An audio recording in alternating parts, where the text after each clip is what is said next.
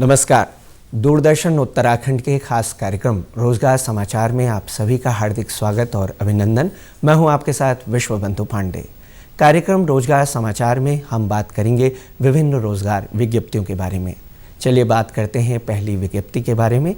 AIIMS Rishikesh द्वारा विभिन्न संकाय के 44 पदों के लिए आवेदन आमंत्रित किए गए हैं, जिसके लिए शैक्षणिक योग्यता पदानुसार रखी गई है।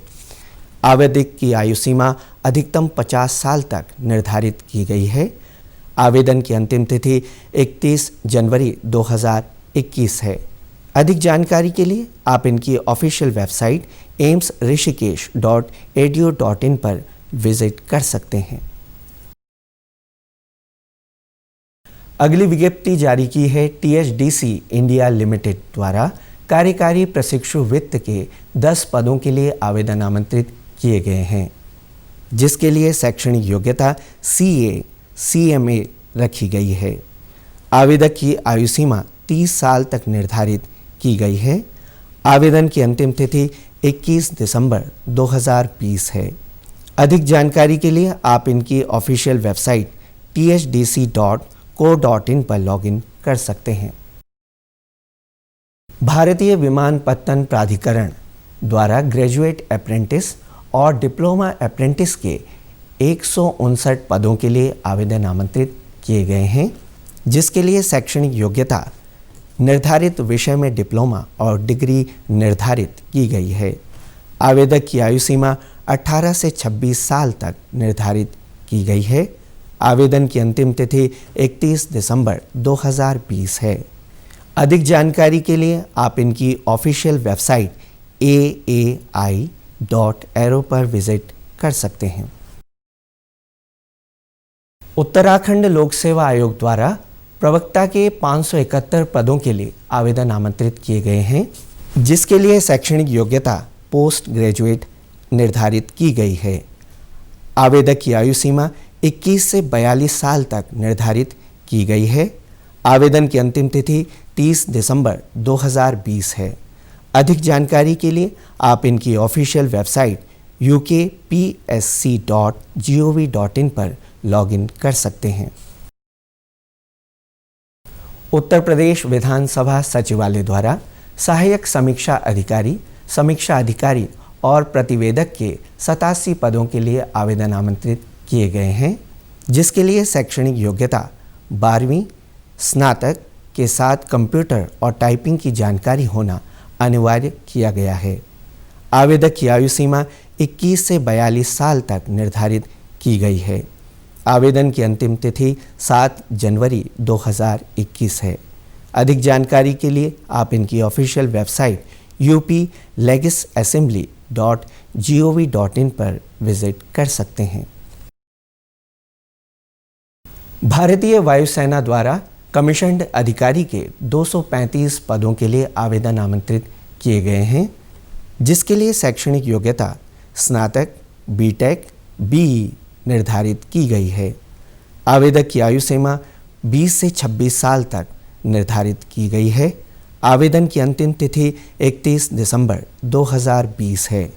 अधिक जानकारी के लिए आप इनकी ऑफिशियल वेबसाइट afcat.cdac.in पर लॉगिन कर सकते हैं। बात करते हैं अगली विज्ञप्ति के बारे में।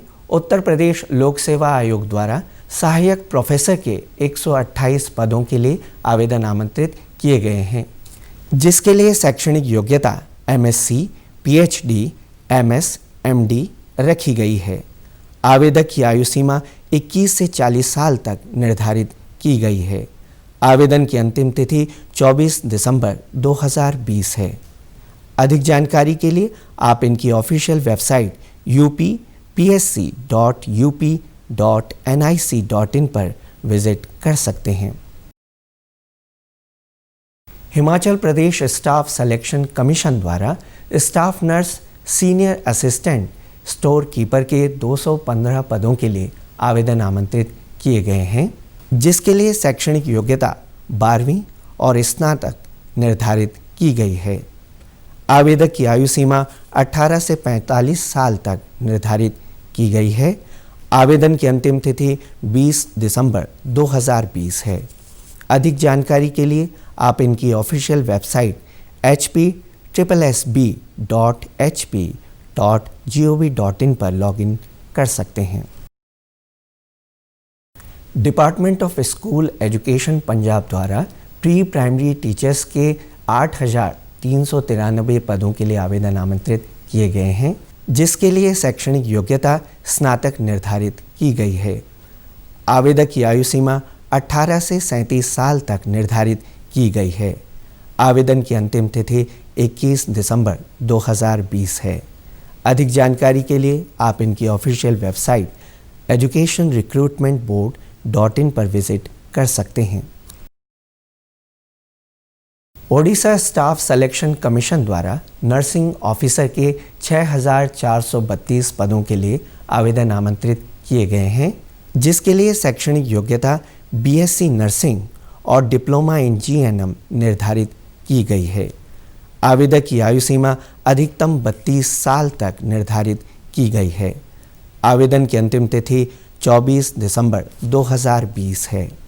अधिक जानकारी के लिए आप इनकी ऑफिशियल वेबसाइट ossc.gov.in पर लॉगिन कर सकते हैं। सोशल मीडिया द्वारा भी आप हमारे साथ जुड़ सकते हैं।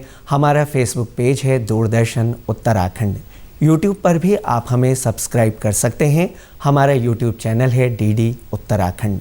ट्विटर द्वारा भी आप हमें फॉलो कर सकते हैं। हमारा ट्विटर हैंडल है डीडी उत्तराखंड। रोजगार समाचार में मेरे साथ इतना ही। आपसे फिर होगी मुलाकात कार्यक्रम के अगले अंक में। नमस्कार।